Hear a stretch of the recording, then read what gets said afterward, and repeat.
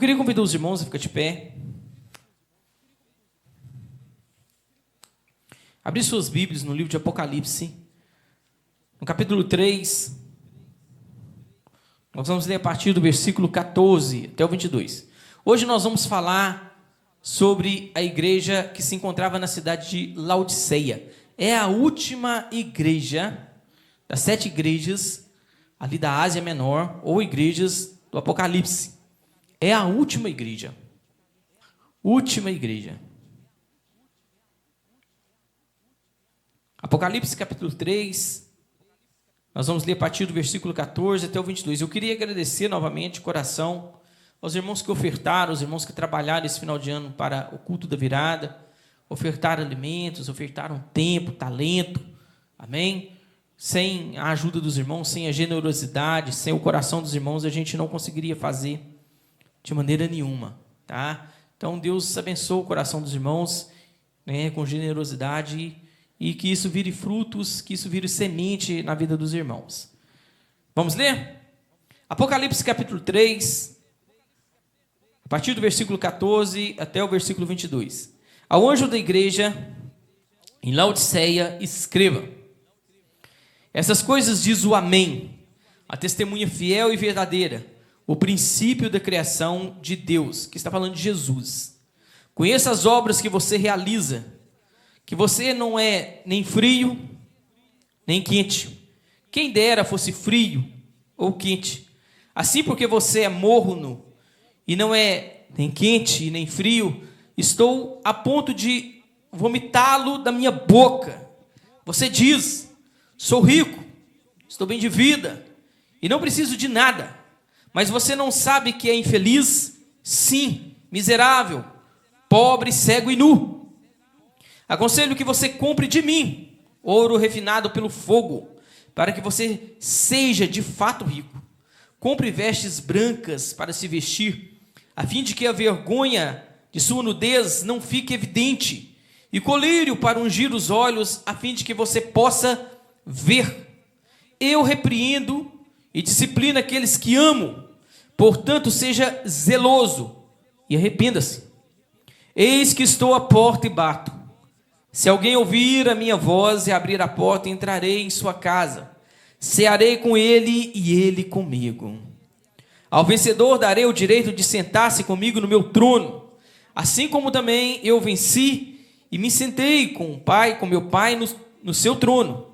Quem tem ouvidos, ouça o que o Espírito diz às igrejas. Feche seus olhos, Senhor, em nome de Jesus. Obrigado por estarmos aqui. Obrigado pela graça, pela misericórdia do Senhor derramado pelas nossas vidas. Em nome de Jesus, que o Espírito Santo seja o nosso professor. Em nome de Jesus, amém. Os irmãos podem sentar-se.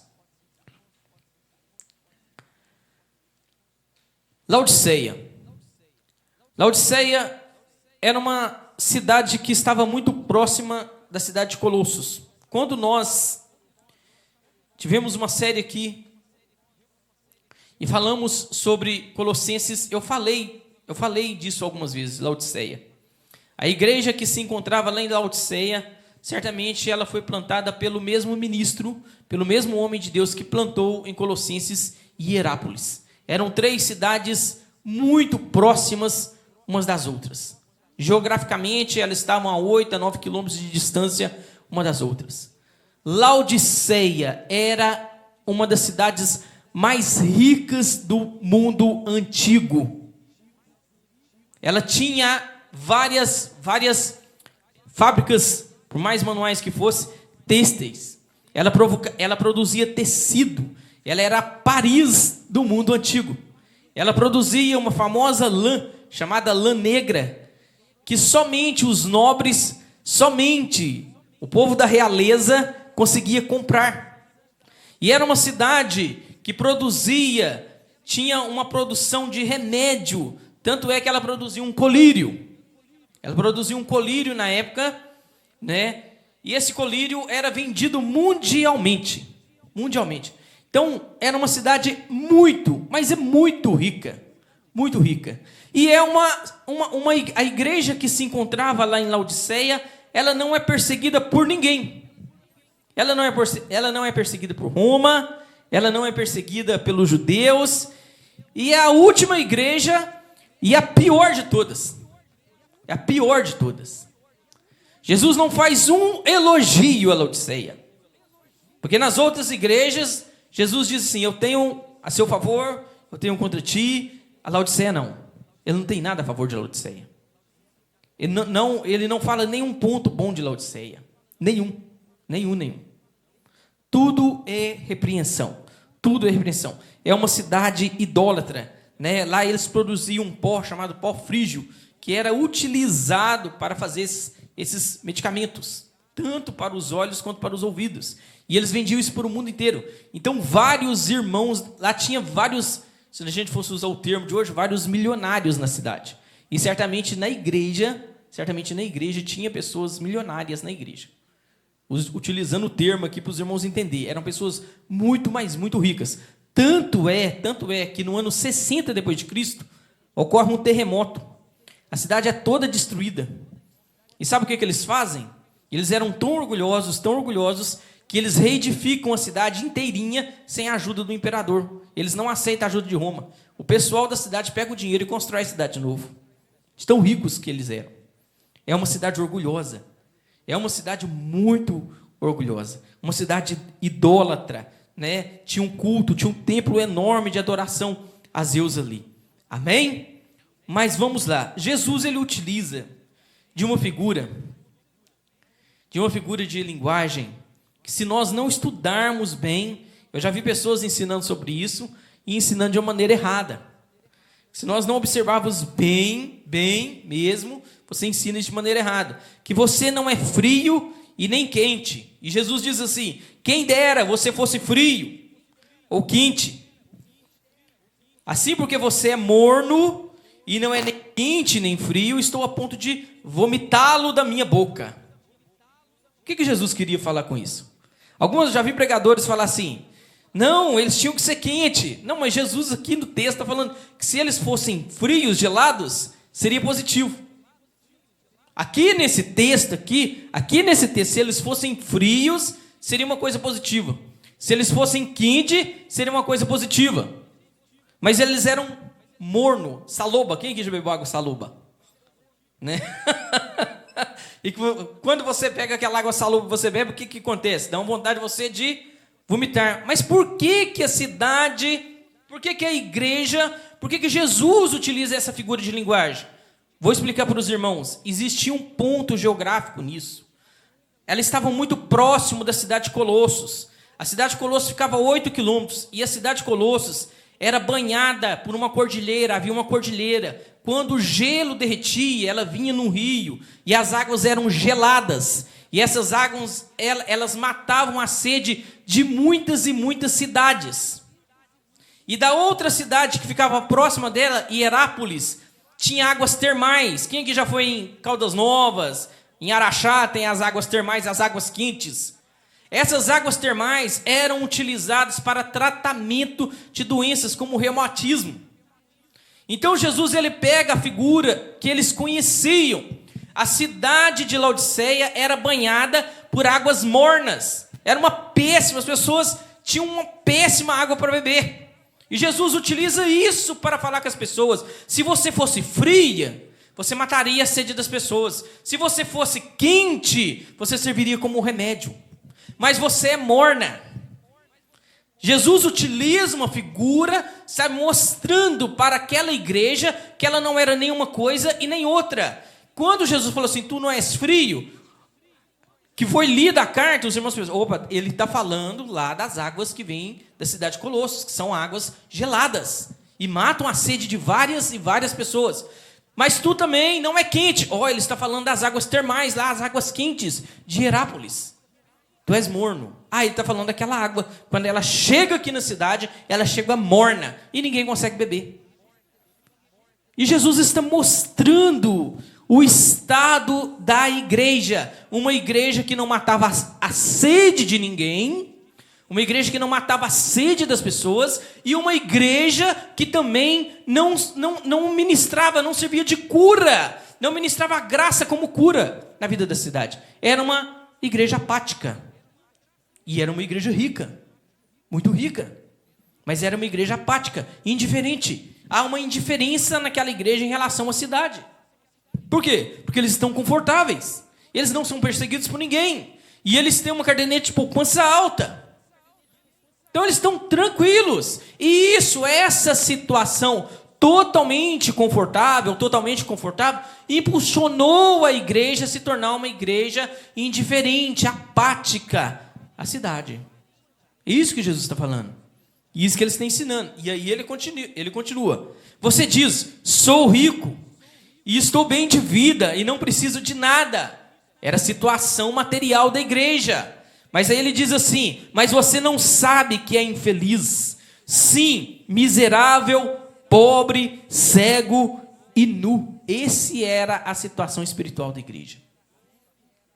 Esta era a situação espiritual daquele povo. Um povo que se olhava, que eles olhavam para si e achavam que eles estavam o quê? Rico, abastados.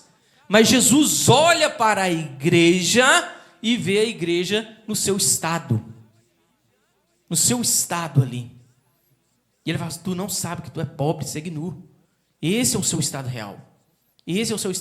Irmãos, a igreja de Laodiceia é a igreja que mais me impõe medo. Por quê? Porque eles são cegos em relação a si mesmo. Sabe quando você fica cego em relação a si mesmo? Quando você começa a examinar, os outros e deixa de examinar a sua vida. Você fica cego no orgulho. Quando você começa a comparar a sua vida com o irmãozinho que começou a caminhada agora e não olha para Jesus. Você olha para ele e pensa assim, não, eu sou melhor do que fulano. Sendo que o seu alvo é Cristo. E aí você começa a se achar bom demais. E aí uma igreja começa a se achar boa demais.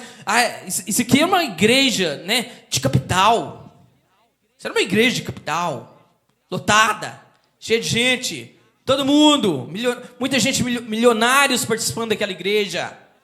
Mas é uma igreja indiferente. Ela não mata a sede das pessoas. Ela não ministra cura. Ela não serve como cura para os doentes.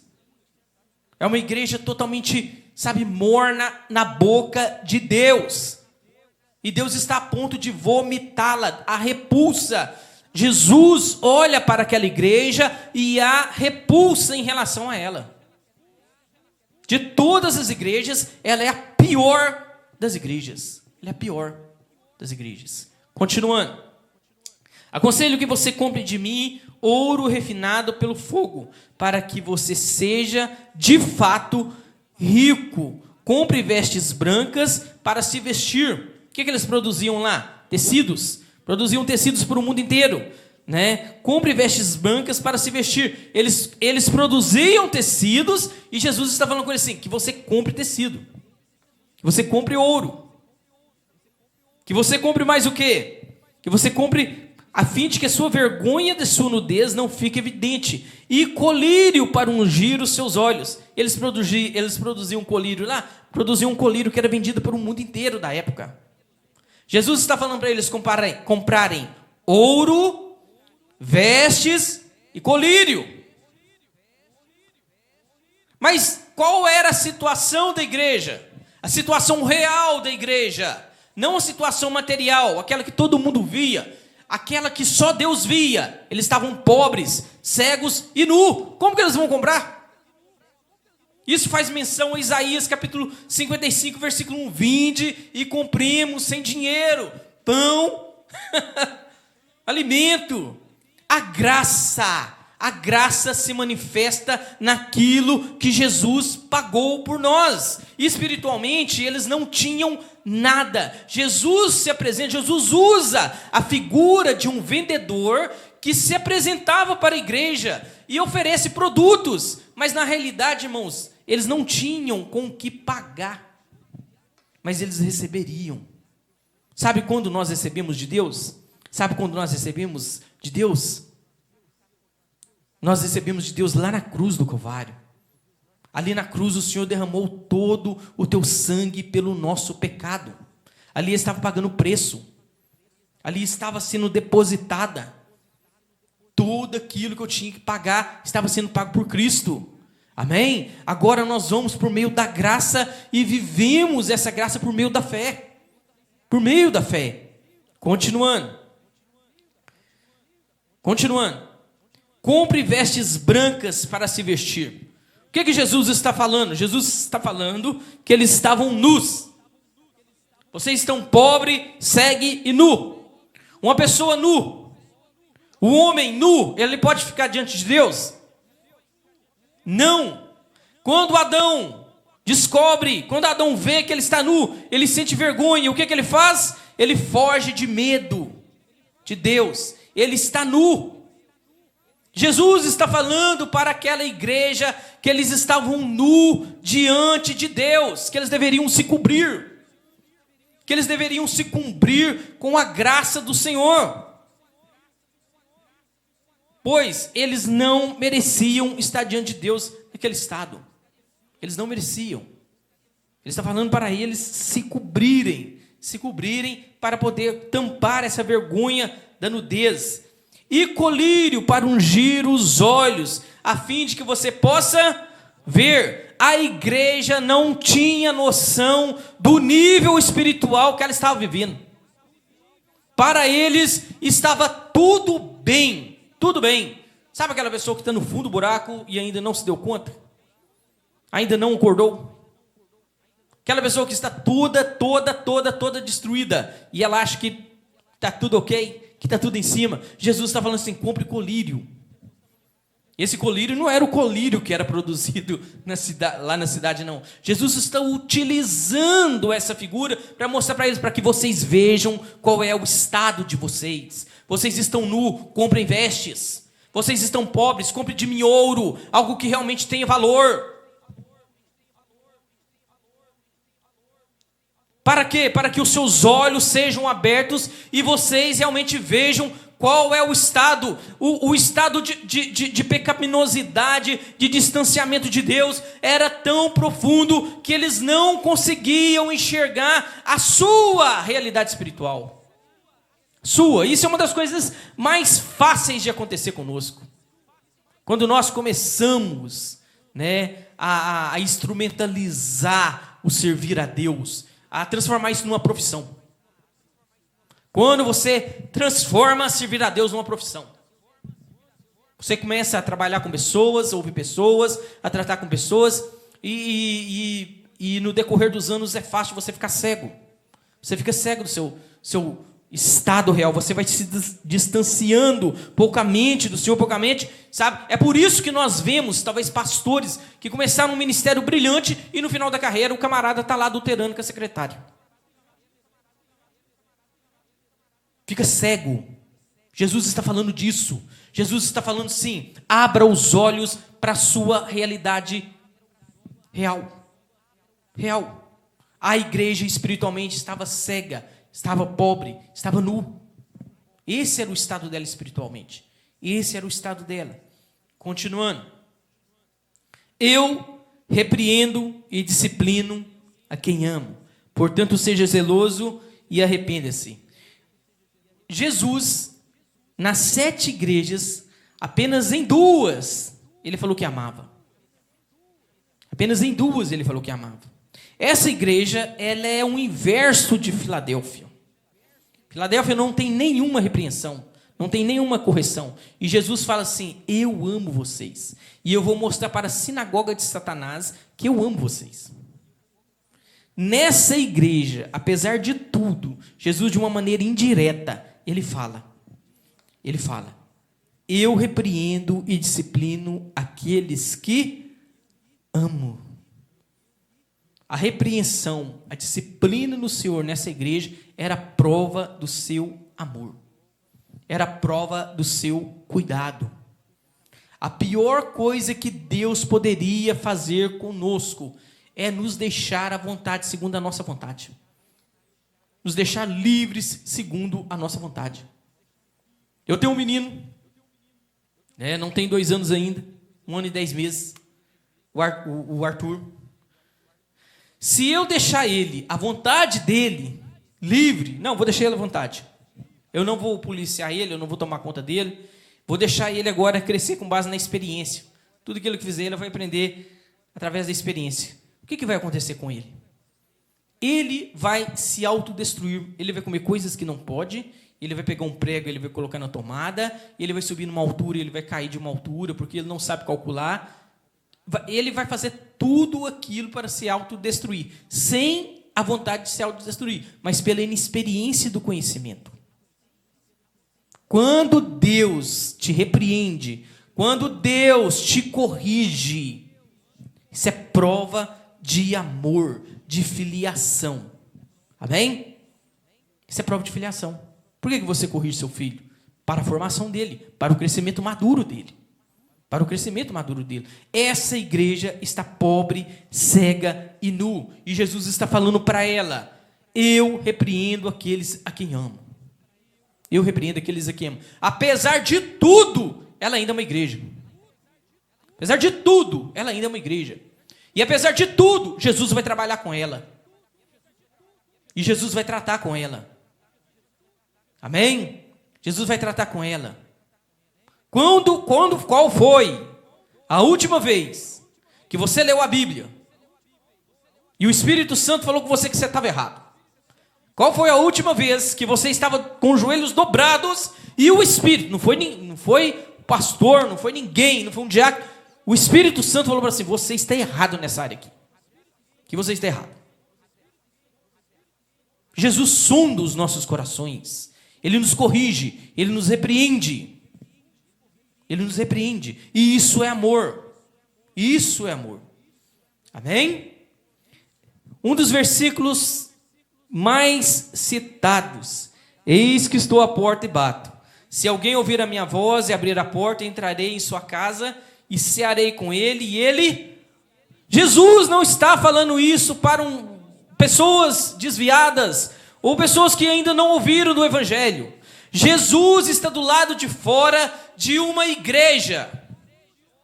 Jesus está chamando do lado de fora da porta de uma igreja, como uma pessoa chama lá na sua porta e você não ouve. E Ele está batendo, sabe? A pessoa quer fazer uma entrega na sua casa e você não ouve, e Ele está chamando. E Jesus está do lado de fora da igreja. A igreja tem tudo. Ela se acha rica, ela se acha próspera, mas ela está morna na boca de Deus. Deus está a ponto de vomitá-la e Jesus está do lado de fora da porta, chamando.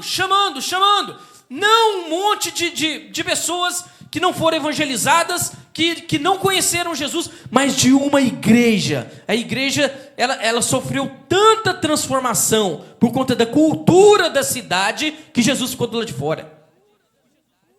Enquanto eles deveriam influenciar, bater de frente com a cultura da cidade, não, a igreja se moldou à cultura, ela se tornou parte idêntica da cidade, idêntica.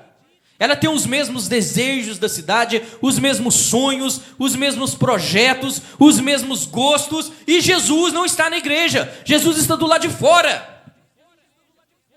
E quando nós falamos de comida, nós falamos de comunhão, nós não falamos só de nutrição, não. Eles não têm comunhão com Cristo.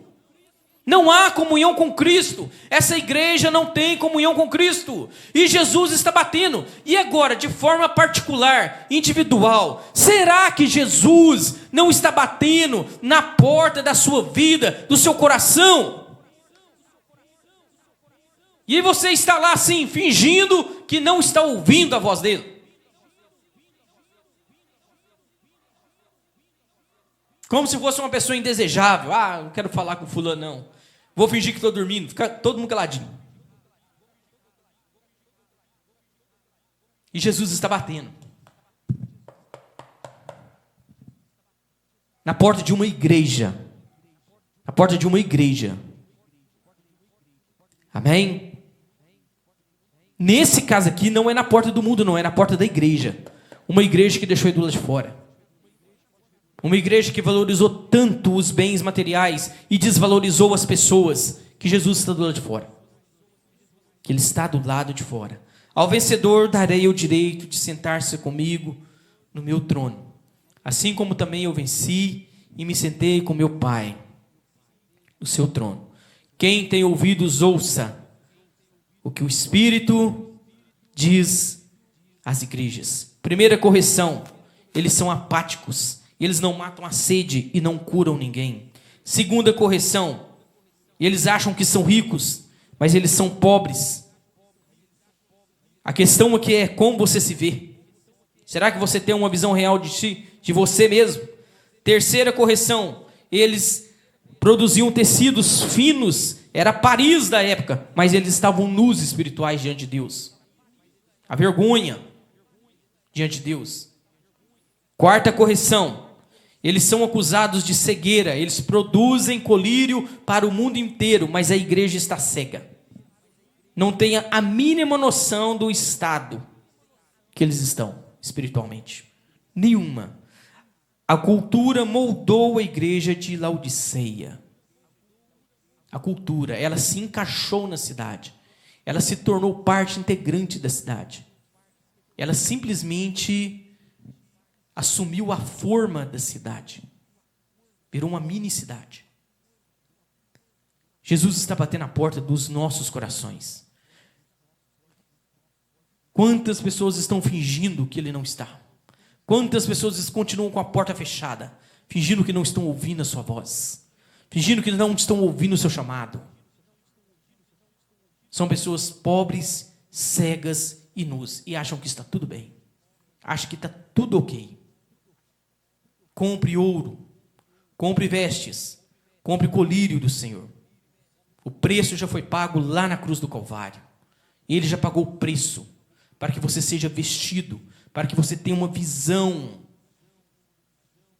para que você saiba o real valor das coisas. Vamos colocar de pé?